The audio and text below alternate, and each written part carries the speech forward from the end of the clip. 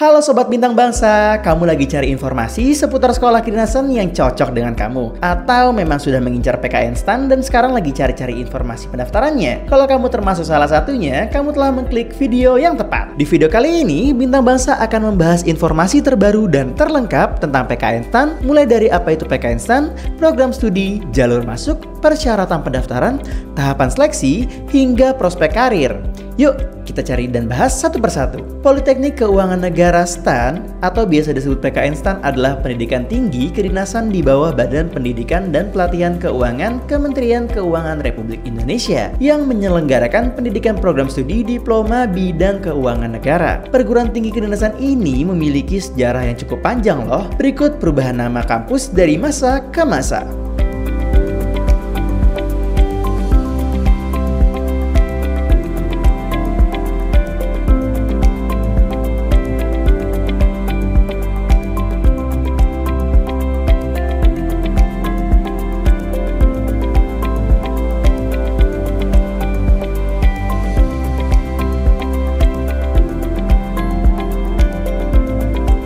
Jadi terdapat berbagai perubahan nama dari tahun berdirinya tahun 1952 sampai sekarang 2025. Untuk PKN STAN berlokasi di Sektor 5, Jalan Bintaro Utama 5, Jurang Manggu Timur, Kecamatan Pondok Aren, Kota Tangerang Selatan, Provinsi Banten. Selama melangsungkan pendidikan, para mahasiswa tidak dipungut biaya sepeser pun untuk pendidikan dan akan diasramakan pada tahun pertama. Program studi. Dilansir pada website resminya, Politeknik Keuangan Negara STAN memiliki 9 program studi. Ada D4 Akuntansi Sektor Publik, D4 Manajemen Aset Publik, D4 Manajemen Keuangan Negara, D3 Akuntansi, D3 Kebenaran Negara, D3 Kepabeanan dan Cukai, D3 Manajemen Aset, D3 Pajak, D3 PBB atau Penilai. Setelah lulus dari PKN STAN, para alumni akan mengikuti tes kemampuan dasar TKD yang diselenggarakan oleh Badan Kepegawaian Negara.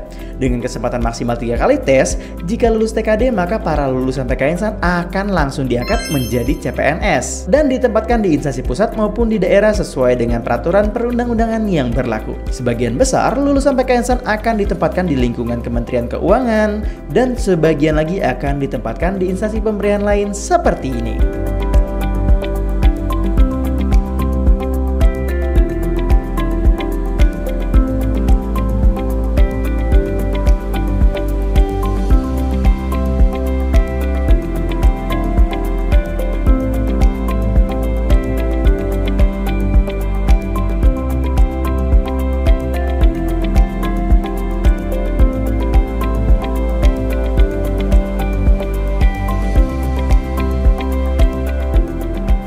Penjelasan tentang penentuan golongan CPNS bagi lulusan PKN STAN tertera dalam Peraturan Menteri Keuangan PMK nomor 184 yang kemudian diperbarui pada PMK nomor 226. Adapun pengelompokan golongan CPNS-nya adalah lulusan PKN STAN D3 akan diangkat menjadi CPNS golongan 2C atau pengatur, dan lulusan PKN STAN D4 akan diangkat CPNS golongan 3C atau disebut penata. Pada tahun 2024 lalu, PKN STAN menerima mahasiswa baru melalui 3 jalur. Yang pertama ada jalur reguler. Untuk jalur ini terdiri dari 3 jalur A dan jalur B. Untuk reguler A adalah jalur penerimaan mahasiswa baru dari seluruh lulusan pendidikan menengah atas di atas pembinaan Kementerian Pendidikan, Kebudayaan, Riset dan Teknologi atau Kementerian Agama. Untuk jalur reguler B adalah jalur penerimaan mahasiswa baru dari seluruh lulusan pendidikan menengah atas yang pada tahun 2023 atau 2024 menjadi finalis pada Lomba Olimpiade APBN atau Bedah Data APBD yang diselenggarakan oleh Kementerian Keuangan. Nah, setelah jalur reguler terdapat jalur afirmasi kewilayahan. Afirmasi kewilayahan adalah jalur penerimaan mahasiswa baru yang dikhususkan bagi calon mahasiswa baru dari Provinsi Papua, Papua Barat, Maluku, Maluku Utara, dan Nusa Tenggara Timur untuk mengisi formasi atau kebutuhan pegawai Kementerian Keuangan. Yang ketiga, jalur pembibitan. Jalur penerimaan mahasiswa ini di bawah pembinaan Kemdikbudristek dan Kemenak melalui mekanisme kerjasama PKN STAN dengan pemerintah daerah. Mahasiswa yang telah dinyatakan lulus pendidikan akan ditempatkan pada instansi pemerintah daerah asal. Persyaratan pendaftaran dan tahapan seleksi. SPMB PKN STAN adalah program penerimaan mahasiswa baru yang diperuntukkan bagi lulusan SMA,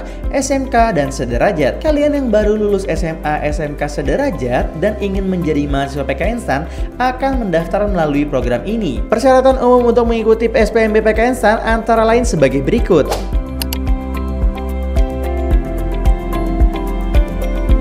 Untuk menjadi mahasiswa PKN STAN harus melalui seleksi apa aja sih?